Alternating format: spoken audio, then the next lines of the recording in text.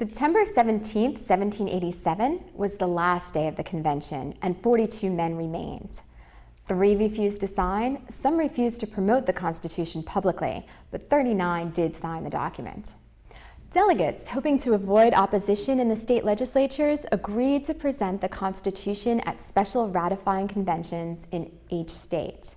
Delegates agreed that the Constitution would become law after 9 states approved it, but a fight over ratification ensued.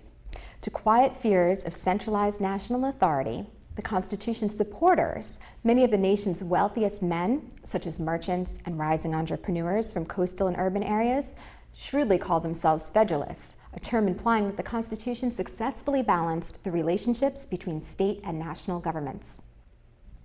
And here's a lesson for you in not letting your enemy define you. The Constitution's opponents became known as the Anti-Federalists, a negative-sounding name that conveyed little of their fears that the Constitution did not balance the power of the state and national governments.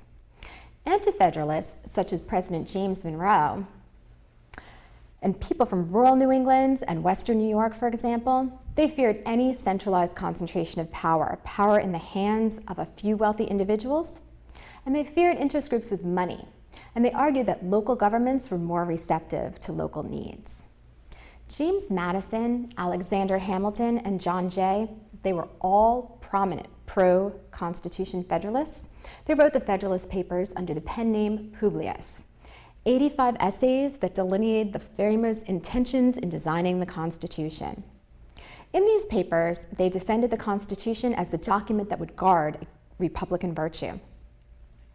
The Constitution would defend minority rights against majority tyranny and prevent a stubborn minority from blocking measures necessary for the national interest.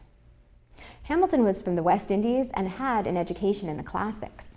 Madison studied constitutions from the ancient Greeks to the present, and he wrote the famous Federalist No. 10, suggesting that special interests or factions would inevitably rise in any republic, but the trick was to regulate them.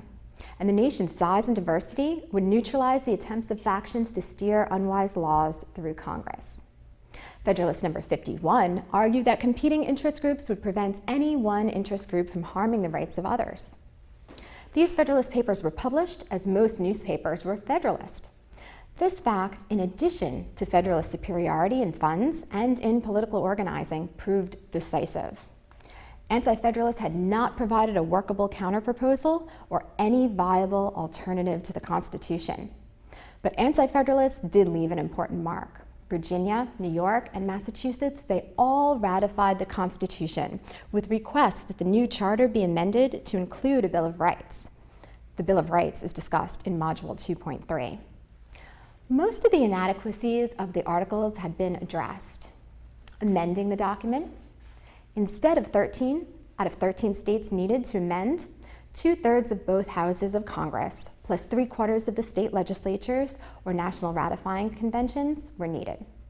As far as conducting diplomacy, instead of each state doing whatever it wanted, the national government would now speak on behalf of the people, and all its acts and treaties became the supreme law of the land. Controlling trade between states was also addressed. Under the Articles, no provision had existed to regulate interstate trade. Congress, under the Constitution, now had the right to regulate trade between the states. Levying taxes. Under the Articles, Congress could only request states to pay taxes. Under the Constitution, Congress had the right to levy taxes on individuals. Passing laws. Under the Articles, 9 out of 13 states, were needed to approve legislation. Now a simple majority of 50% plus 1 of both houses of Congress, plus the signature of the president, was needed. Raising an army. Under the Articles, Congress could not draft troops, but was dependent on states to contribute forces if they wanted to. Congress can raise an army now to deal with military situations and could use military force against any state under the Constitution. Resolving disputes between states under the Articles meant untangling a very complicated system of arbitration. Under the Constitution, a federal court system was created, the judicial branch, to handle disputes. Amendments of the Constitution are rare.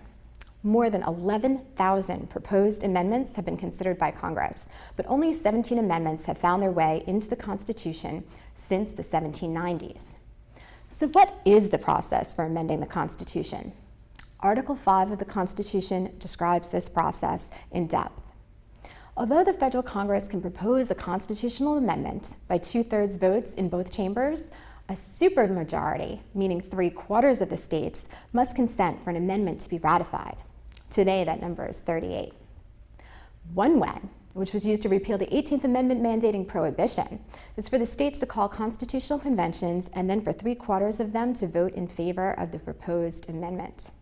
The more popular way to amend the Constitution is for 3/4 of the state legislatures to vote in favor of an amendment proposed by Congress.